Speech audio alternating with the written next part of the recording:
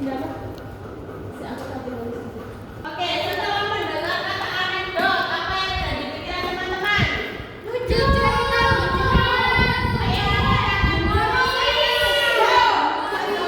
Saya Bu cerita lucu. Oke, benar. Saya Bu hiburan lucu yang ada pesan penyindir.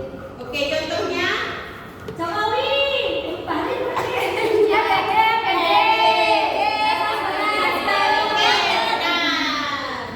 Oke, teks anekdot adalah cerita lucu yang dikemas secara lucu dan tapi itu menyindir gitu teman-teman. Jadi nggak cuma cerita lucu aja. Jadi misal ada cerita lucu tapi tidak menyindir itu tidak bisa dimasukkan teks anekdot. Begitu ya teman-teman? Ya Bu.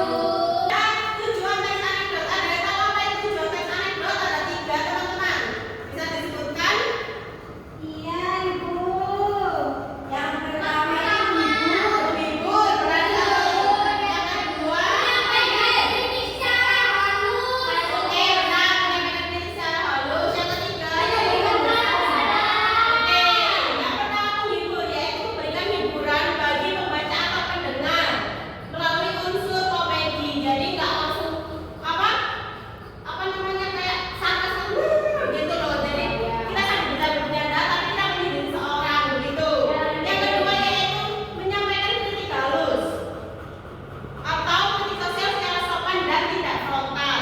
Yang ketiga ada menumbuhkan kesadaran. Kadang kan kalau orang itu langsung dijahatin atau diomongin secara frontal itu kan orangnya makin marah dan nggak sadar ya teman-teman. Jadi kita ngomong itu harus baik-baik sambil bercanda-bercanda biar orangnya itu segera sadar gitu ya. Oke, untuk selanjutnya yaitu ciri-ciri teks anekdot. Ada yang tahu apa itu ciri-ciri teks anekdot? Yang pertama ciri-ciri teks anekdot yaitu mengandung unsur humor atau kelucuan. Yang kedua ada bersifat sindiran atau kritik tajam. Yang ketiga ada cerita itu disusun secara singkat dan padat. Jadi tidak terlalu panjang kayak novel atau apa gitu ya teman-teman. Jadi cuma misal 1 paragraf aja. Yang ketiga yaitu tokohnya itu bisa orang nyata, misalnya orang pemerintahan seperti yang dikatakan Ilya sama aja nanti MBG atau Jokowi, Prabowo. Nah, bisa juga fiksi. Nah, yang terakhir yaitu berkaitan dengan fenomena nyata. Seperti itu. Ayo kita ditulis ya. Yuk. Yang selanjutnya yaitu struktur teks anekdot. Teks anekdot yang pertama ada abstraksi. Yang kedua ada orientasi.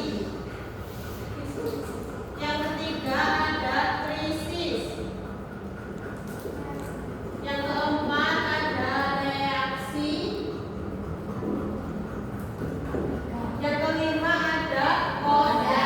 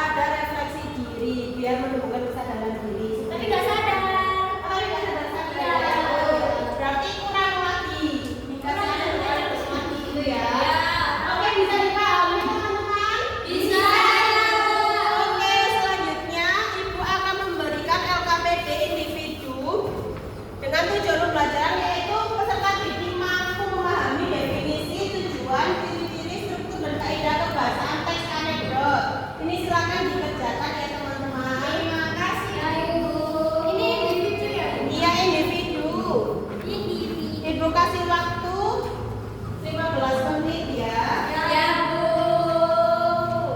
Terima kasih. Ya. Oke, sudah teman-teman? Sudah, Ibu. Kita koreksi ya untuk soalnya. Untuk yang nomor 1 silakan dijawab via. Untuk nomor 1 jawabannya B. Dibacakan.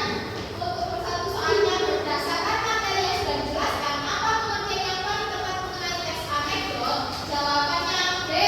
Teks itu kita tujuh atau menunjuk untuk mengkritik fenomena sosial. Oke, benar. Jawabannya ada yang lain? Ya. Untuk yang kedua, silakan Husnul. Tujuan utama dari teks anekdot bukan sekedar memberikan hiburan, melainkan juga untuk A.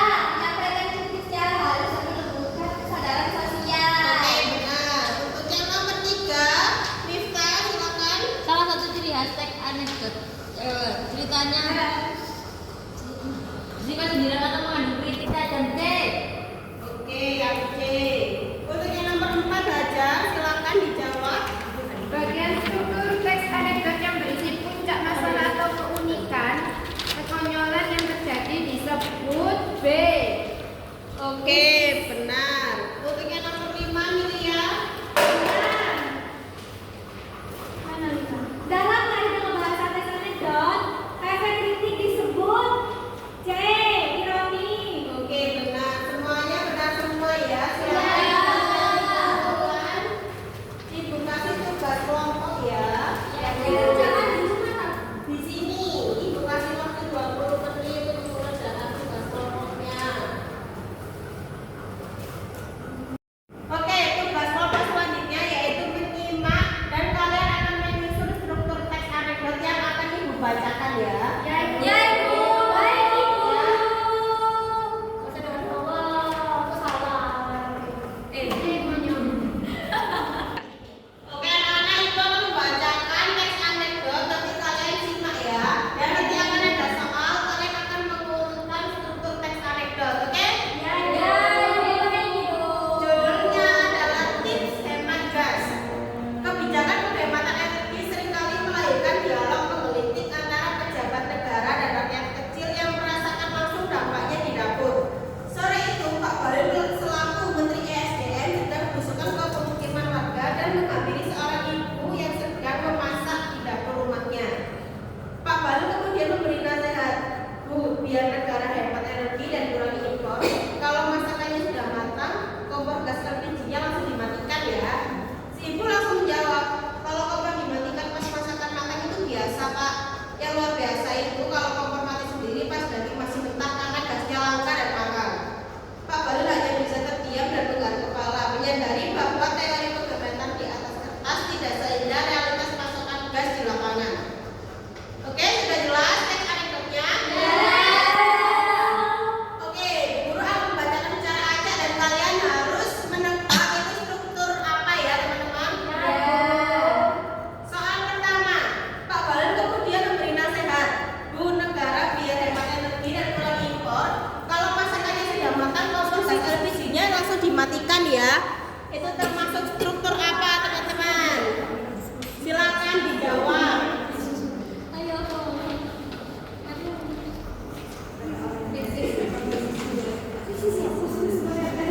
Sudah? Sudah, Ibu. Kedua, Pak Bahlil hanya bisa menggaruk dan terdiam dan menggaruk kepala, menyadari bahwa teori penghematan di atas kertas tidak seindah realitas gas di lapangan. Itu termasuk struktur apa teman-teman? Apa ya?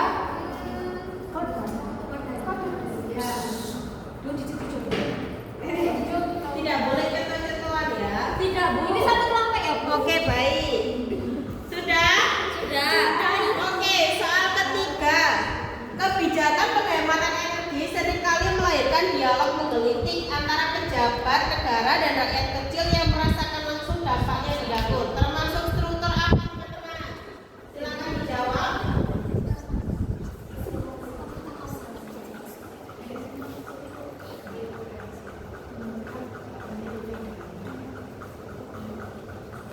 Sudah. Untuk soal keempat,